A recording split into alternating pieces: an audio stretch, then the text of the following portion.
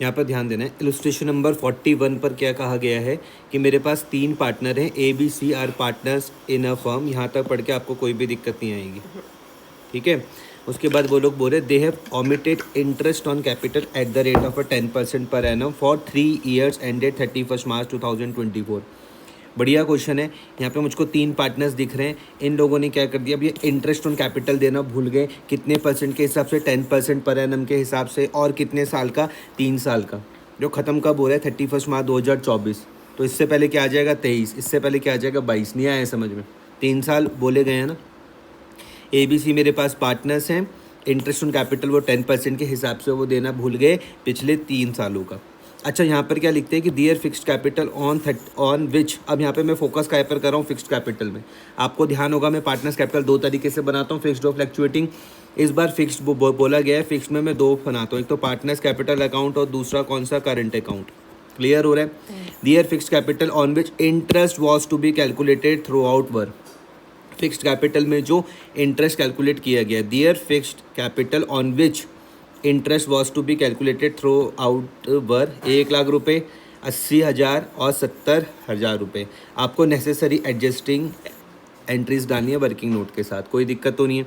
अच्छा, अब यहाँ पे समझना, कैलकुलेशन आप समझ लोगे। मैंने 1 लाख रुपये कैपिटल थी, ये 3 साल समझ में आ रहे?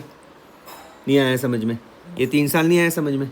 देखो क्वेश्चन में यहाँ पर लिखा हुआ था 3 years का नहीं दिया उन्होंने, तो हमने क्या करा, 1 लाख मल्टीप्लाई बाय 3 करा और उसका मैंने 10% निकाला, तो क्या आ जाएगा? 30,000 आ जाएगा। सेम वही ट्रीटमेंट मैंने इसके साथ करी, 80,000 फॉर 3 years का 10% निकाल दिया तो 24,000 आ जाएगा। और 10% कितना? 70 मल्टीप्लाई बाय 3 आप समझ गए, 3 साल का, उसका 10% आप समझ गए 21,000। तो टोटल आप 75,000 तक तो आपको समझने में कोई दिक्कत नहीं आएगी। अच्छा, क्वेश्चन में मुझको यहाँ पर प्रॉफिट नहीं दिया हुआ, तो कोई दिक्कत नहीं है, मैं मान के चलूँगा कम से कम इतना तो प्रॉफिट होगा। आ रहा है समझ में? तो सही ट्रीटमेंट में इसको कितने मिलने चाहिए थे? 30,000। इसको कितने मिलने चाहिए थे? 24,000। इसको कितने मिलने चाहिए? 21,000। लेकिन इन लोगों ने क्या करा होगा, रेशियो तो दिए भी नहीं है, तो इक्वल बांट दिया होगा। क्लियर हो रहा? आ रहा है समझ में? तो क्या गलती कर दी होगी कि भैया इसको इस तरीके से बांट दिया होगा। ये गलती क्यों है सर? क्या ये गलती क्यों है? नहीं होना तो ये चाहिए था ना, करेक्ट। ओके भाई 30,000 मिलना चाहिए था, 24,000 मिलना चाहिए था, 21,000 मिलना चाहिए था, 75,000 टोटल आ रहा था। नहीं आया समझ में? लेकिन ये तो किया ही नहीं ना, तो इसका मतलब इतना प्रॉफिट जो रहा होगा उसको किस उसमें बांट दिया होगा? रेशियो में। क्वेश्चन में रेशियो तो दिए भी नहीं है, तो मैं इक्वली मानूंगा। नहीं आया समझ में अभी भी? तो 75,000 को कैसे बांट दिया होगा? 25, 25, 25। अब तुम बोलोगे कि यहाँ पे डेबिट क्यों लिखा हुआ? अब ध्यान से, जैसे मैं तुमको समझा रहा हूँ वैसे ही समझना, ध्यान से इस चीज़ को समझना। मैंने तुमको पहली बात कही कि अगर जब प्रॉफिट पार्टनर्स के बीच में डिस्ट्रीब्यूट होता है, क्या बोली मैंने आपको, कि जब प्रॉफिट पार्टनर्स के बीच में डिस्ट्रीब्यूट होगा तो क्या उनकी कैपिटल को बढ़ाएगा? बिल्कुल बढ़ाएगा। अब मुझे उसको क्या करना पड़ेगा? रिवर्स करना पड़ेगा जो मैंने गलती करी। जब उसने पार्टनर्स की कैपिटल को बढ़ाता है तो मैं L+ का रूल लगाता हूँ, क्रेडिट में दिखाता हूँ। अब मैं उसको रिवर्स करूँगा तो कहाँ दिखाऊंगा? डेबिट में दिखाऊंगा। अब तुम्हें इस डेबिट का मतलब समझ में आएगा ये कि ये डेबिट यहाँ पर क्यों आ रहा। फिर से बता रहा हूँ, सोचना कैसे है। तुमने कहा कि यार मिलना तो चाहिए था 30,000, 24,000, 21,000, इतना मिलना चाहिए था ना इंटरेस्ट ऑन कैपिटल, लेकिन इतना तो मिला नहीं, इतना तो मिला नहीं। फिर तुमने कहा कि यार इसको हम लोग क्या करते हैं, इसको हमने क्या करा होगा, प्रॉफिट्स को हमने पार्टनर्स के बीच में बांट दिया होगा। जब पार्टनर्स के बीच में बांटा होगा, मैं पास्ट टेंस में बोल रहा हूँ, जब पार्टनर्स के बीच में बांटा होगा तो उनकी कैपिटल बढ़ गई होगी। लेकिन अब मुझे उस गलती को सही करना है तो मुझे क्या करना पड़ेगा? डेबिट करना पड़ेगा। कोई दिक्कत तो नहीं है?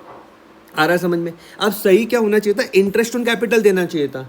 सही क्या होना चाहिए था? इंटरेस्ट ऑन कैपिटल देना चाहिए था। सही क्या होना चाहिए था? इंटरेस्ट ऑन कैपिटल देना चाहिए था। अब तुम सोचोगे कि जब इंटरेस्ट ऑन कैपिटल पार्टनर्स को मिलेगा तो उनकी कैपिटल बढ़ेगी या कम होगी? बढ़ेगी। अब L+ का रूल कि L- का रूल? L+ मतलब क्रेडिट के डेबिट?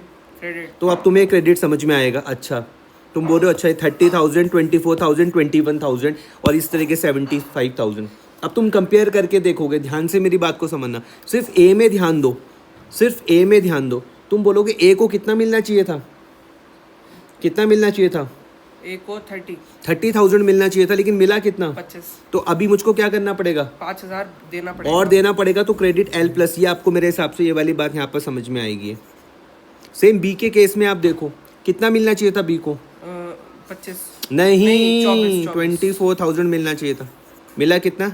25। 1000 ज़्यादा मिला तो आप बोलोगे कि भाई मैं तो इससे 1000 रुपये काट दूंगा, एल माइनस उसकी कैपिटल उतनी कम कर दूंगा। सिर्फ सी पे ध्यान दो, कितना मिलना चाहिए था? 21। मिला कितना? 25। ज़्यादा मिल गया तो मैं इससे 4000 रुपये काट दूंगा, मतलब एल माइनस कर दूंगा। तो मेरे इसकी जर्नल एंट्री होगी फिर 20 capital debit to 20 capital C capital debit to S capital. बहुत बढ़िया जवाब और आपने, अमाउंट होगा 1, 4 एंड 5। बहुत सही जवाब, बहुत सही आपने आंसर दिया। आई बात समझ में। लेकिन एक चीज़ का ध्यान रखना ध्यान से कि यहाँ पर क्वेश्चन में क्या बोला हुआ था भैया? फिक्स कैपिटल बोला हुआ था। क्या बोला हुआ था? अकाउंट होगा फिर। क्या बोला हुआ था? फिक्स कैपिटल खोला हुआ था। तो आप एंट्री किसके साथ करोगे? करंट के साथ करोगे। आप बोलोगे 20 current, C's current, DR to A's current, ऐसे करके। और तरीके से बिल्कुल काम करना, जर्नल का इस तरीके से साफ साफ फॉर्मेट बनाना, एंट्री साफ साफ लिखना, डेट सही सही लिखना और नरेशन साथ साथ लिखना। लिखा हुआ since the capital R fix current account will be debited और क्रेडिटेड। आया इतना समझ में?